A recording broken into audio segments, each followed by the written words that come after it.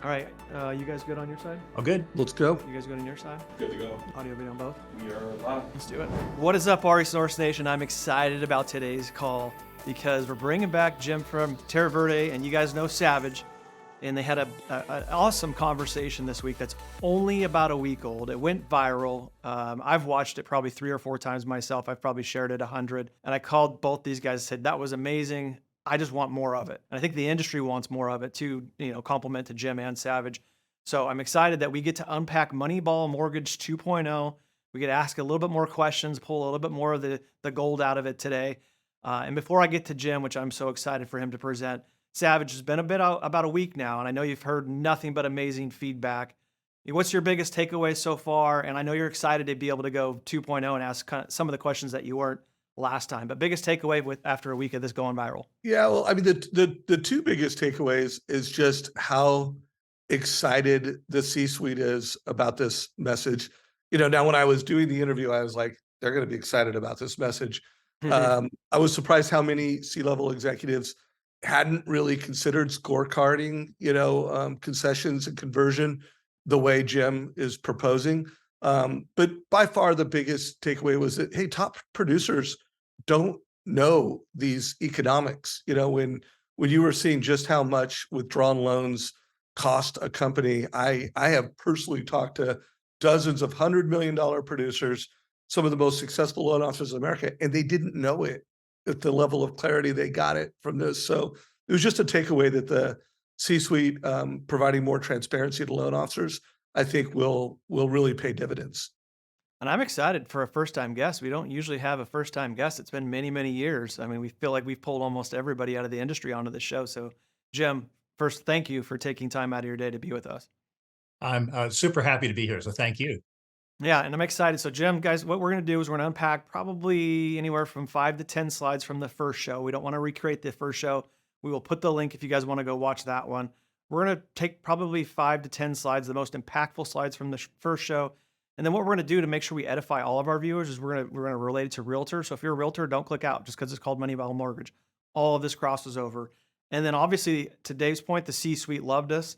They're working to really create viable businesses in a very difficult market right now. They all love it. That's what's going crazy. But we're going to try to really impact the loan officer watching, the Realtor watching, to say, hey, this matters to you too, and here's why. So with that, Jim, I'm going to give you the floor. We'll go through the first 5 or 10 slides, whatever you think is the most impactful, and then Dave and I will kind of unpack that with you. Awesome. Well, I appreciate that, and thank you so much for the opportunity to be with you. And just to walk through, one of the most important things is this is different. It's really different this time. The level of loan production, the number of units that have been produced in 2019, 20, 21. When you get to 22, it's not so great. 23 is going to be worse. And according to the MBA and Dave Duncan from Fannie Mae, it's going to be a while before we get above that $2.3 billion of units. And if we really don't think about how we have to survive in this entity or this era, we're all going to have some trouble. So I want to start with something that maybe loan officers, realtors, regionals, some of the operations teams in the mortgage banking side don't always understand, and it's super important to understand it. And that is, if you have a sustainable business model, you cannot literally lose money 5, 6 quarters in a row and hope it's going to go away. It's not. All right. So here are 2 truths you really have to keep in mind. First, available revenue is fixed by the market. It's the number of units available to be sold. It's the capital markets with respect to interest rates. It's the affordability. We cannot control available revenue. We can cut margin, which shrinks available revenue, but we cannot boost it. What you can control is a lender, and for that matter, a real estate brokerage has to control its costs, and the costs have to fit plus desired profit into available revenue. And for the last 6 quarters, according to the Mortgage Bankers Association, that hasn't happened for virtually everybody on the origination business. So Ryan, Dave, I'll stop there and get your color. Well, I was going to say, can we translate that for realtors too? Because it applies. So available revenue, we would call that what? New and existing home sales? right? Like Yes. that's a fixed amount of at bats for our realtor partners. The first slide, guys, was in units, and I'm guessing if you go back, that was origination units, right, Jim? That was dollars of origination. It wasn't So units. for a realtor, most of your transactions are going to be tied to a mortgage. Not all, but the vast majority are. And so that's also showing you the at bats. As much as we would love to go back to a $4 trillion industry, we're probably not headed that way anytime soon. We're probably going to step into that. So we can't control the at bats up top, but we can control the cost and thus the profit. Any other better translation of that, Dave or Jim? Well, I mean, the only thing I would add to that is I don't know the exact data, but it's surprising how many cash transactions are taking place in the True, market. true. So it is actually for you real estate agents, a bigger number. But I think it's also just a reminder to the mortgage industry. And I would push back. I do believe a good mortgage professional that really knows how to look at a family's balance sheet, their assets, their liabilities, and can really recommend the right loan. I do believe, great mortgage professionals and lenders that are leveraging their database as well, they can create production. You can, Great point. you can create incremental loans at scale, and so that was just the only thing. I mean, I want to keep it focused on profits, but I do think, lenders that are leveraging data and turning their loan officers into advisors, can get a whole lot more loans out of their database than they're Love currently that. getting. That's a great point. Awesome. So here is just a look in terms of looking at the three different tiers. We break down a lender's business into three tiers: the top tier producers, the top tier operational people, the middle tier, and the bottom tier. And this is why I think it's really important to understand the pressure on leaders, lenders, uh, real estate brokerages. If you look at the top tier, this total production on the left-hand side in the gray, the lender is making about $62 a file, and that's to cover overhead, management, everything else. But what's really amazing to me is that the top tier people, whether they're originators, branches, underwriters, closers, processors, when you take all those top tier people and have their costs and put them in one bucket, it's an astoundingly profitable group. The middle group is kind of break even, depends on when you look at it. The lower tier, those folks that do the least in terms of efficiency, in terms of closed deals, those who have the most fallout, cost the lender literally almost everything they make in the other two tiers. And that's the point I think we really have to drive through. This industry has to focus on that top tier, that middle tier. And if you find yourself in the bottom tier, you really have two choices. One is really, really level yourself up, or you're going to find a new career. And Dave, Ryan, hate to be so blunt, but that's where we're at. No, I love it. One of the questions you guys got on the YouTube post, and I've gotten a few times from sharing it, was can you help us understand the metrics and the math of how you define top tier, second tier, and bottom tier? Yes, I'm going to skip around a little bit and just use this. This is looking at a group of originators in a lender. We've anonymized this data, but this is actually pretty solid data. It's based upon actual numbers. So on the left-hand side, what you're measuring here is revenue, and for loan officers, that would be gain on sale, any fees collected, less concessions, less Hmm. cures, less lender credits.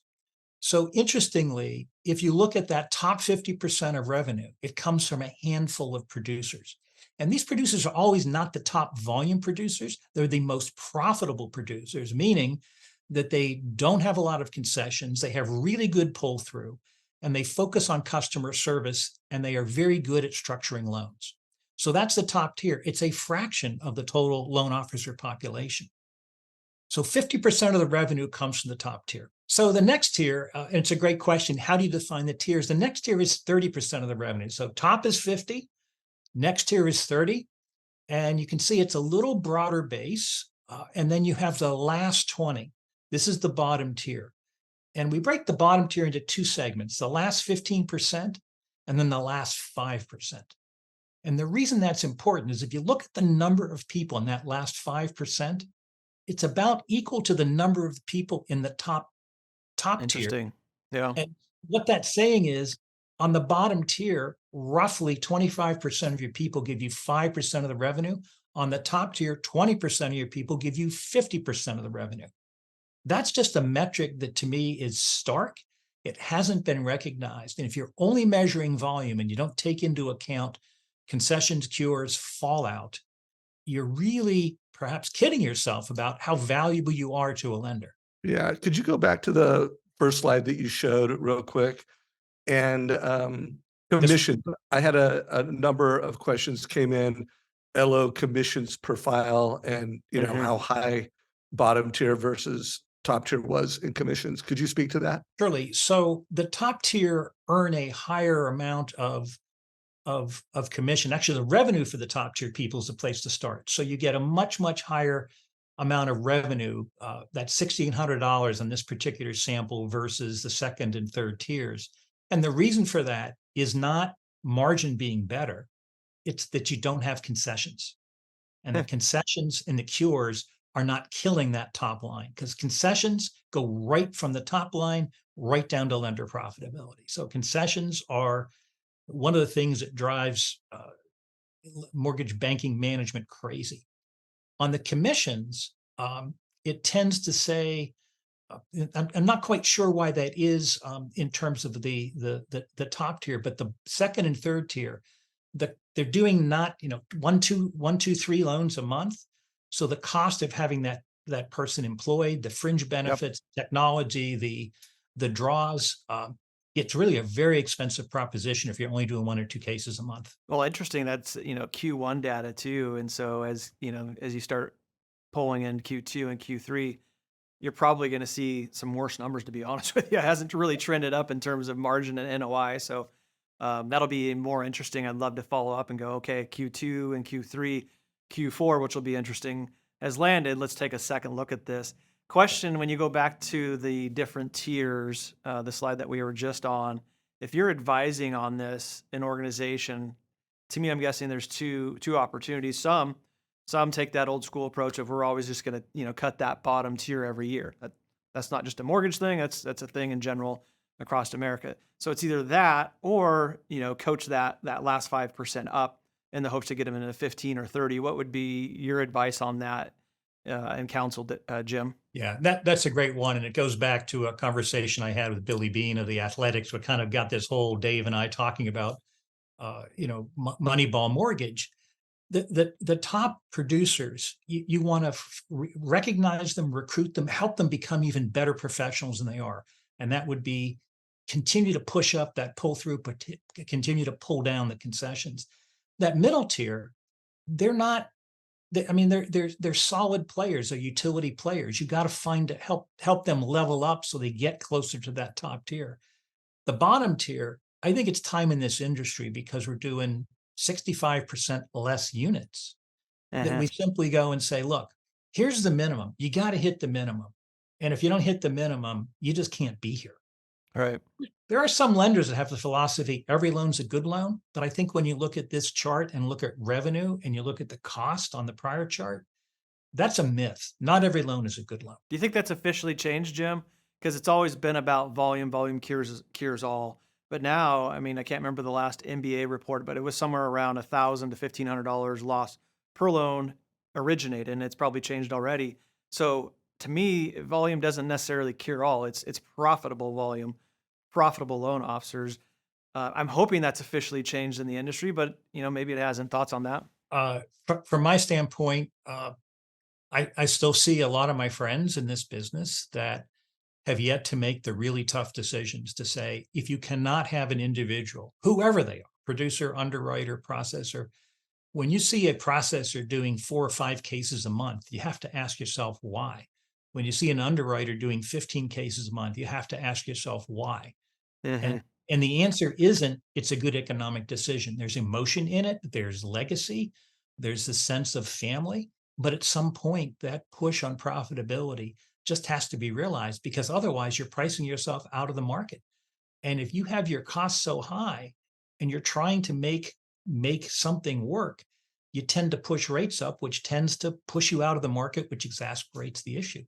You've got to control the cost. Not a very popular message. not a very nice message, but unfortunately, that's what the market gives us right now. Dave, I'm curious both your thoughts on this question here. So we had a show where we talked about what if this is only the third inning of the contraction? Nobody wanted to hear that either. It was actually pretty well received because people were like, "Oh, Hills might be right." You know, we're hoping we're in the ninth inning of this pain, but what if we're in the third inning? It would change all of our behaviors, especially in the context of this message, massively. And so that's why I thought it was like an interesting concept.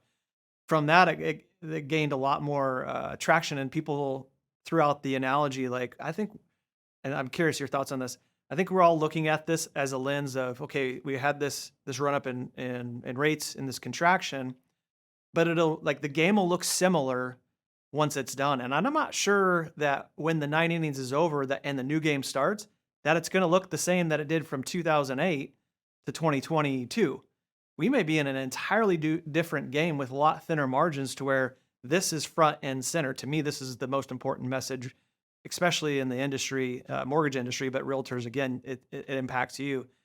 I'm not sure this is going to look like it did from '08 to 2022, that huge run that we had from the last great recessions. Thoughts on that, or do you think it goes right back to what we knew, for the last 10 years? I do believe that, what Jim shared here and the concept of Moneyball, mortgage. And when I think of the algorithms, the industry has always celebrated number of loans closed, volume, and that's the scoreboard that every loan officer looks like. And I think if we flip the script and we put, conversion in the funnel, and Jim's going to show the funnel in a minute, and we literally celebrated and we looked at conversion in the funnel as the North Star, like, hey, when we hit credit report and we start spending money and we start putting people into the loan manufacturing process, and we started measuring loan officers around conversion, number one, North Star.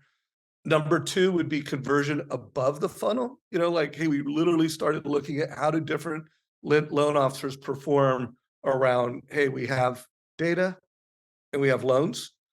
And then number three, we made it conversion, and then 4 and 5 are how many loans did you close and what was your volume? But if we flipped that script and we just started providing that type of transparency to loan officers, I think we'd become profitable today.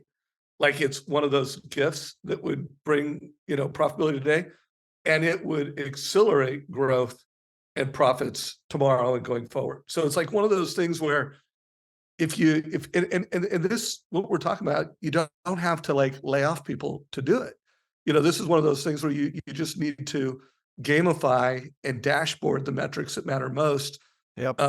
Among originators, and you literally fix it today and you do it tomorrow. I don't know, Jim, how do you feel about, am I oversimplifying this or am I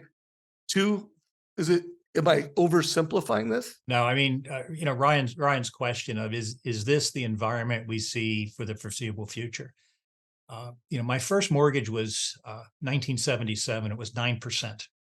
I had a 1981 mortgage that was 16.5%. And from 1981 through the last time I refinanced, rates had generally been trending on this down, sometimes up, sometimes down, but generally the trend is down. It's going to be a long time, in my view, before we see a 3 handle on a mortgage. It may not be in my lifetime because so many things have changed in the economy. The deficit's $32 trillion. What people don't necessarily understand is 3/4 of that deficit was financed. Yep. Good And point. it was financed at rates of under 1%. So simply marking treasuries from 0 to 5, the federal government's going to have almost, $1 trillion of interest cost it didn't have. That's going to be sucking dollars out of everybody's pocket. Mhm. And literally, who's going to buy the long-term bonds? So when I talk to, Mike Frattoni and Doug Duncan and other economists, the question is, who's going to buy this stuff at 3 or 4%? The answer is Right. no one. Yeah, they'll So have to raise it up. so maybe we see 5. I mean, Frattoni thinks 5 is doable in 2025. But this environment's here to stay. The number of units are here to stay. The number of people that have been locked into homes simply because if you got a 3% mortgage, it's very, very hard to turn that and say, no, I'd rather have a new home at a 7% mortgage. So this lock-in has just sucked inventory. and to the point that it's literally frozen in the rate structure that it's going to take a while to thaw. And team, I want to make sure that this gets understood properly. This isn't the sky's falling scenario. The housing industry is still a very strong, healthy industry, but it is a change of the box. The game has changed, and you're right. We shouldn't see 3%, guys. Remember what it took for us to see 3%. It was a global pandemic shutdown. It was indicative of how unhealthy we were, and so we needed 3% to kind of help us get through that. We don't want to see 3%. As much as that lined our pockets in this industry, we truly don't, and we probably should see a slow taper versus a quick pull off of the Fed's position. I think that would be healthy too. But I want to make sure you guys are hearing this properly. This is not a sky is falling scenario. It is that the game is changing and the rules are changing, and the people that figure it out first will win. The people that fight and try to play 2023 like it's 2020, they will lose. And Jim said that earlier. And so it's not negative news. This is not bad news. This is not the sky is falling. It is the rules and the game has changed, and who's going to figure it out first. So for your listeners, Ryan, that's a great point. In 2022, the mortgage banking industry did 4,370,000 files. Do you want to know how many we did in 2019? About the same as my guess. It's exactly the same. Yeah. So in 2019, the industry made about 33 basis points on the same number of units that it lost almost 75 basis points in 2022. And 4 quarters of unprofitability occurred simply because we have inflated the cost structure and added inefficiencies into the system, such that the 4,370,000 that we did in 2019 and made money, we structurally set ourselves up. That same volume in 22, we lost money. It's a cost issue, and that it's not the sky is falling. It's we got to figure out how to get our cost back in that genie back in the bottle, so we can be profitable at that $4.5 million number of mortgages being done. That's the issue. It's the loan manufacturing process got too fat, and the person that can, let's say it's 10 people now. If you can manufacture a loan with 5, obviously become more efficient. Back to Dave's point, it's all about conversion rates increasing and efficiency increasing. And I think it's a good, healthy place for the industry to be. It doesn't feel that way because we just came off of the most amazing time ever, and it happened really, really quick. But guys, this is a really good conversation. I wanted to get your thoughts on how do we get this to the LO, the loan officer level, and the realtor level where they care. Because a mistake, guys, is if you're watching Moneyball Mortgage 1.0 and the second one, and you go, well, that's just my owner's problem. I think that's a mistake. So thoughts on how we can, Dave, both you and Jim, how we can actually get the LO to pay attention to this, because they do have some skin in the game here. We used to, speaking of metrics, we used to celebrate that probably weren't the healthiest. I have 37 LOAs. Well, that's not cool anymore. Celebrating your efficiency that you did 100 million with 1 or 2 team members is. And so it's back to Dave's point of changing the narrative of what we celebrate. Realtors, I did $1 million in GCI. Did you spend $1 million also? If you did, you made $0. So realtor friends, I love you. But if we're propping up GCI and that's the only metric that matters, I feel like we're setting you up for failure. Dave, Jim, thoughts on that? Yeah, I think what might be a good idea, Jim, is to show that slide that shows the different levels of the funnel, because one of the things I've noticed, and it came up in my interview with Sean Herrera today, where he's, as a loan officer, one of his most important metrics is lead to contract. And he's personally averaging 26 days. And by the way, if you were a realtor, would you want to work with a loan officer that is tracking their lead to contract and was outperforming, other loan officers and other realtors? You'd love that. So I think we need to start looking at conversion of metrics that drive both profitability and production. So Jim, walk us through this, and then I'll pull out a few things that answers Ryan's questions. So this is looking at data. Again, this is a compendium of lenders put together to anonymize it, but the data is a pretty good representation. And what we did is start at the top of the funnel with a file started. That doesn't mean it's top of the funnel. It doesn't mean contact with the customer, first contact. It means we actually got the file started. So if I looked at 10,000 units, which is right in this number right here, that 10,000 units, roughly $3.3 billion of dollars, that 10,000 units that started, 4,900 never made it to a RESPAP. that means that was money flowing through your fingers that was just lost. It never even got to RESPA app. A lot of lenders look at the conversion ratio by looking at total loans originated to total RESPA apps taken. And if you do that, you get a number of, that's roughly 60%. Not really, because you started with 10,000. And in reality, you may have started with 20,000 touches, which were a viable customer opportunity. If you only hit 1 out of 10 balls in the Major League Baseball, you don't stay in Major League Baseball. You end up at the minors, or you end up just being pushed into doing something else. But the cost of this for loan officers, for realtors, is that lost opportunity. If you look at the No RESPA app, but you did a credit report on it, in this particular case, the owners of that company paid $250,000 and got nothing for it. They paid $600,000 to salaried people, got nothing for it. And in total, that's about 8 basis points of profit that was just vaporized on things that the owner didn't even realize in many cases they were paying money. And when you get then down to RESPA app and you have 40% of the loans literally fall out for the average company, that's, the denials are particularly troublesome because you pay credit reports on that, you process them through, you disclose them, you app them, you may have got conditional approval. So you took $1.5 million and threw it out the door. Most of those loans were locked, so you have hedge costs that were lost. And some of them may have even had, the potential to come back if you said, look, I'm going to lose this because I got to concede it. Well, that's a strategic concession. If you make that concession, even after that concession, that's $4 million of revenue. If you recovered those withdrawn loans, it would hit the bottom line. The end of this is, if you look down at the very bottom, for this number of loans that never made it to completion, it's $8 million. It's 78 basis points. And if you talk to your owners and said, hey, would you like to add 80 basis points to your bottom line? The answer would be, hell yes. Well, it's in your fingertips, because these are dollars and $100 bills that fell through your fingers and went out through losses. What's not here, Dave and Ryan, is the cost of concessions, which are really within that originated line. And if I added concessions there, it would curl your toes. And I'll just leave it at Optimal Blue, I got a little data point. I was with them at the Mortgage Collaborative event last week, said that they're averaging 80 basis points in price concessions. Right. And then they didn't know the data, how many loans are getting concessions, but it was for sure over 50. I mean, it was like 70%. So, I mean, the cost of concessions in today's market is mind-boggling. Did you compare and contrast that, Dave, with the average Mortgage Coach user basis points? Because I'm sure it's I did. I'm not going to start selling Mortgage Coach here. I'm just saying.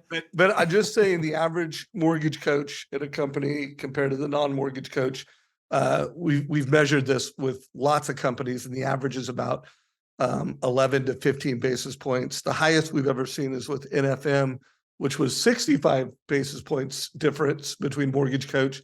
But hey, Jim, could you show that slide? Because there was a number of people that asked me to define starts. What is good question. Your definition of starts here? Yeah, so starts is where it ended up in either it ended up in the LOS as a loan started. So if you're in Encompass that was in that loan started folder, it means somebody actually took some data. Okay, that makes sense. And did something. Got it. So it's not necessarily a credit report. If a credit report was run, that would define no RESPA app, but credit was run. Is that fair enough? That's fair. And then withdrawn is that every loan that was locked that didn't close? I had a lot of questions around, what are in those withdrawn? What are examples of that? Yeah, without getting too technical, once a loan has a RESPA app, it has to get a HMDA decision. Yep. So that decision is either it was originated, it was denied, it was closed for incompleteness, you countered and the customer didn't take it, or the customer simply withdrew the loan. So those are the forms of fallout. And the biggest number that I see with lenders is withdrawn. And I think about it this way: with denied, We said no, the customer said yes. With withdrawn, counteroffer not accepted, or simply, I'm not going to talk to you anymore, and the loan gets closer in Right. completeness, the customer said no, and we would have said yes, most likely. Because when I look at the withdrawn and the incompletes and the credit boxes and the LTVs of those loans that were lost, they're actually equal to or better than the loans that were funded, which means it wasn't lost because it wasn't fundable. It was lost because of inattention, lack of sales skill, lack of diligence, lack of follow-up, you name it. But it wasn't that the loan wasn't doable. And likely somebody did that loan, just not you. And Ryan, kind of my answer to your question is just never been more important to, measure these metrics and drive efficiency within the experience. And I think the industry, they do a good job of measuring efficiencies within the loan manufacturing process. I think Jim's critique would be maybe we're not taking action on the insights we're seeing in the loan manufacturing, but when it comes to pre-funnel, like application, where someone showed interest to conversion, like that stuff is not being managed in a real-time way. It's something that we're passionate about at Trust Engine to really help lenders manage and, scoreboard loan officers around, conversion and concessions. But, that to me, it's a big opportunity for folks. And that's where I want to go, because we've already gone a half hour. Is like, how do we go from this is interesting, which it is. I'm a mortgage nerd. I could nerd out with you, Jim, for hours on this stuff. But how do we take it from this is interesting to actionable items, like Dave was saying? So I'd love to go around real quick as we wrap and go, hey, as an industry leader, I'd love to see these 2 or 3 things happen from this conversation. I'll start, and I'll give you some time to think, Dave. I would love for, again, the LOs to go, I'm a part of this. It's not just an organizational challenge, and I want to be a part of the solution. And so what that looks at an LO level and a realtor level is right-sizing your team. Again, not celebrating the fact that you have 37 LOAs, but you're an efficient team with the right amount of teammates. Dave mentioned it earlier.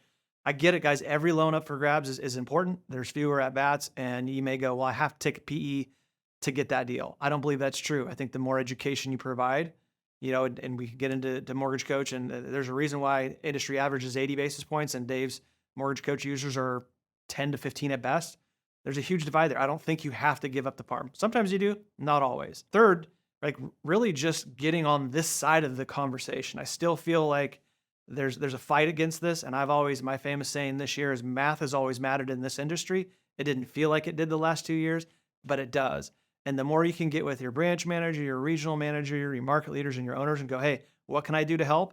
Because I need a healthy company to work at. I want to make sure that we can pay our bills into the future because I don't want to leave. I think that's going to be a welcome conversation for the owners and the leaders. So Dave, you want to go next, and then we'll give Jim the last word in terms of what action items he would like to see? So, I'm going to give a message to, C-suite executives, extreme transparency.